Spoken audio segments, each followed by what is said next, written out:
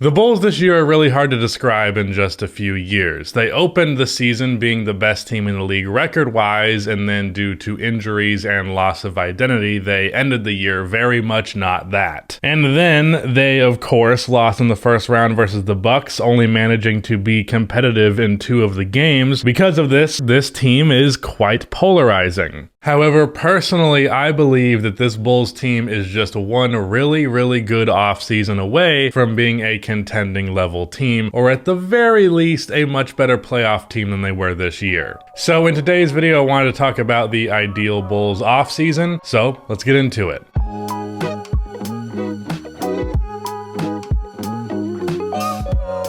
Before I continue on with this video, if you are new here and you have not already, please be sure to subscribe to this channel for high quality NBA playoff content, or I guess this isn't really strictly playoff stuff, but NBA content, and go subscribe over to my second channel where I am doing pretty much daily post-game recaps of every playoff game, although obviously not today because there are no games. Also drop a like, it only takes 1 second and it makes a massive difference in how the video performs in the YouTube algorithm. So first things first, let's address the elephant in the room.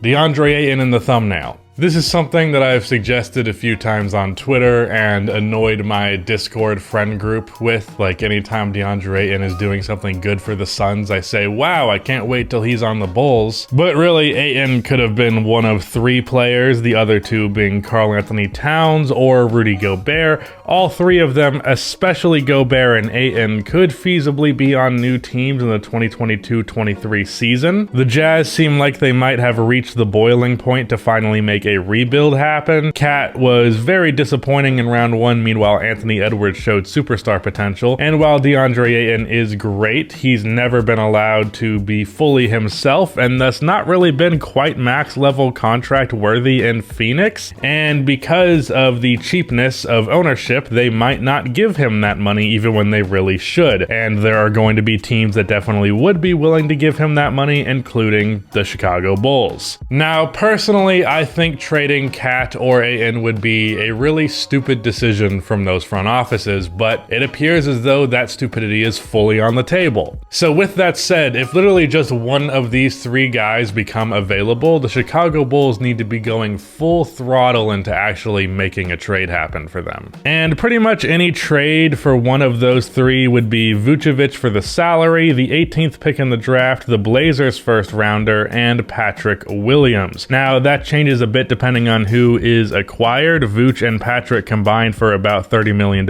in salary, so that would work for a Cat or Ayton trade. But Gobert makes nearly $40 million, so maybe you'd include like Kobe White to put it over the top. Also, as good of a prospect as Patrick Williams is, I imagine the Suns have no interest in that project, so perhaps a 3rd team would have to get involved. Also, because it is a sign-in trade, the first might be a bit too much. I also feel as though Nikola Vucevic is a lot more valuable to the Phoenix Suns than he would be to the Timberwolves or the Jazz, as they would not really care about him, but the Suns would be essentially getting like 70% of what Ayton is able to produce while being cheaper and on an expiring contract. Now, if you're looking at that and saying Phoenix shouldn't do this, I agree. I'm happy to see Robert Sarver's greed and stupidity benefit my team, even though I think it is indeed stupid. Anyways, that is the major move of the offseason, and the one that I believe would be essential to leapfrog this team from a pretty good team to a contender. They really need to acquire an all-star level big man, which I think is fully within the realm of possibility with the potential available players as well as what the Bulls have to offer. But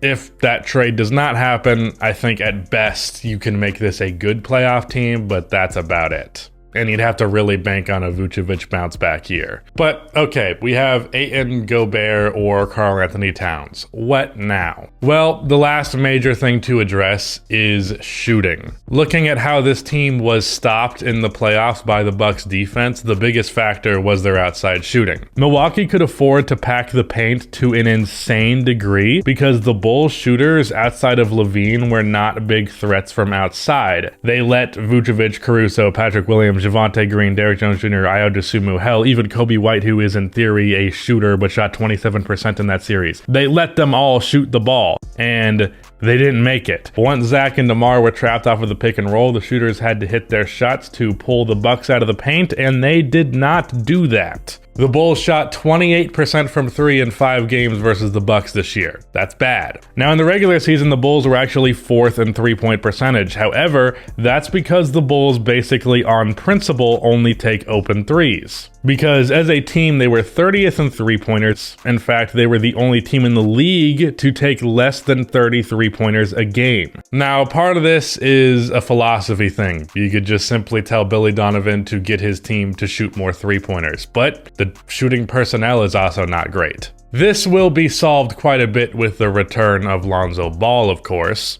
because while he still has a reputation for being bad at shooting to some people living in the past, he's actually a great shooter, one of the best in the league. 42% from 3 on 7 attempts a game, which is just objectively great. But this team still needs shooting outside of just him being back. So honestly, it's as bad as outside of the essential players on this team, I would try and fill out the rest of the rotation with guys who are really known for their shooting. So let's actually identify those essential players. Whichever center the team trades for, and worthy of note, if that center is Karl Anthony Towns, that addresses shooting quite a bit. But the center that we get, DeRozan, Levine, Lonzo, Caruso, and Ayo Dosunmu, everybody else can go. Now, I would personally bring back Derrick Jones Jr. to be this team's backup center. And yes, I said center because him at center has actually been fantastic in Chicago when Billy would actually go to it. Though the idea of bringing back Thad Young to play this role is pretty fun. I just don't know how willing he would be to take a minimum contract. So you add Derrick Jones Jr. back, or you get Thaddeus Young, and once you have that and you're trying to run a 9-man rotation, at least for the playoffs,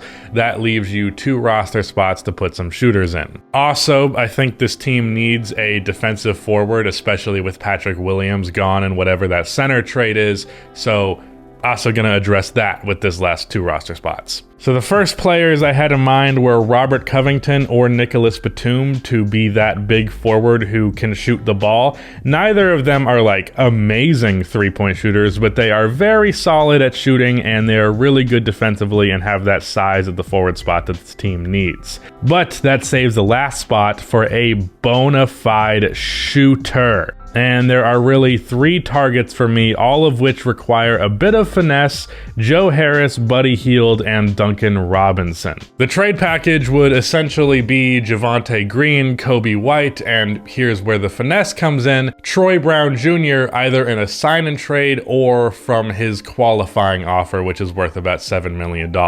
And ideally, it would be the qualifying offer because that means it's just a 1-year contract, but you could also feasibly sign him to like 5 for the first year and then 1.6 and 1.6 the next 2. To be clear, Troy Brown isn't worth nearly his $7 million qualifying offer, but for the sake of making the trade, the Bulls would extend him that offer and he sure as shit would take it because no one is paying him that kind of money in the league, and the opposing team doesn't really care that he's overpaid because it's just an expiring contract for the sake of making a trade go through. But all of that salary combined gets you to about $17 million between these 3 players, and assuming that Troy's contract is that qualifying offer, then that means all 3 of these contracts are 1-year deals, so that is salary off of your books for next offseason. So the huge benefit of this trade package is not that the opposing team in the trade is getting some great assets, but rather that they're clearing a lot of salary next year. But who of these 3 players you get really depends on who's willing to take that trade package. For Miami, Duncan Robinson has been cut out of the rotation in the playoffs because Max Struss shoots the ball just as well from 3, while also not being a defensive liability and actually being able to do a little bit more than just shoot, while making basically no money comparatively. So if there is any trade between these three players that I would all but guarantee would actually go through,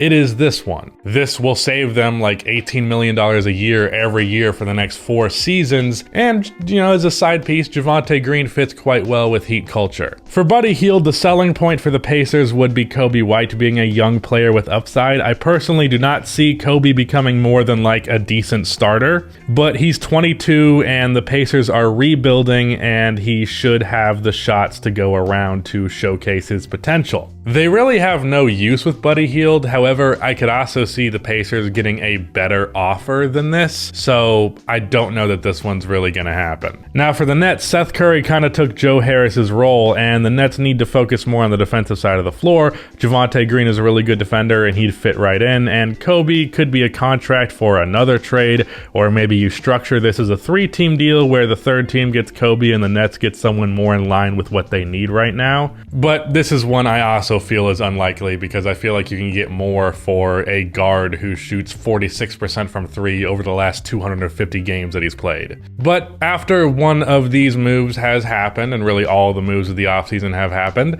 Max Zach LaVine. No, I'm not going to talk about the jackasses within the fan base who think that's a bad idea. You're stupid and wrong. Max him. So, for your 2022-23 Chicago Bulls roster, let's say the center that they land is Deandre Ayton. I feel he is the most realistic because of it being a sign and trade and not a straight up trade. The trade package for him probably does not compete with the Jazz or the Wolves. They could probably get something better elsewhere, but it's a pretty damn solid return for a sign and trade.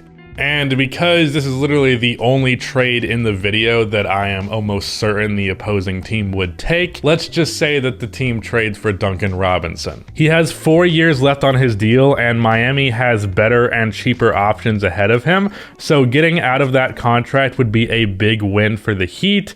And then last but not least, Nicholas Batum and Thaddeus Young join the team in free agency for relatively cheap deals. With those additions, the Bulls starting lineup would be Lonzo Ball, Zach LaVine, DeMar DeRozan, Nicholas Batum, and DeAndre Ayton. And off of the bench, Alex Caruso, Duncan Robinson, Ayo Dosunmu, and Thaddeus Young. All of these moves I feel are realistic and make this a championship contending roster, even if they're probably in my B tier of contenders still. If you need shooting, you can run a lineup of Lonzo, Zach, Duncan, and Batum. If you need a defensive lineup, you could run Lonzo, Caruso, Dosunmu, Batum, and Ayton.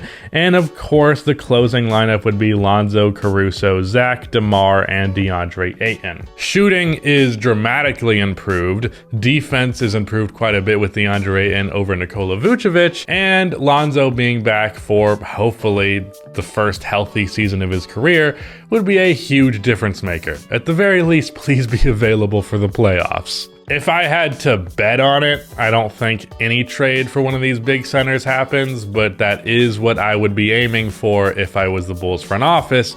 And I do think the team has a good enough front office that actually pulling something like this off is relatively achievable. This is my dream off season that I feel is still within the realm of possibility, though I'm sure multiple people will disagree simply because I am a Bulls fan. Anyways, shout out to Rudy for editing this video, but that is the end of this video. Anyway, shout out to Rudy for editing this video, but that is the end of this video. Please be sure to like and subscribe for more NBA content like this, and cue the outro music.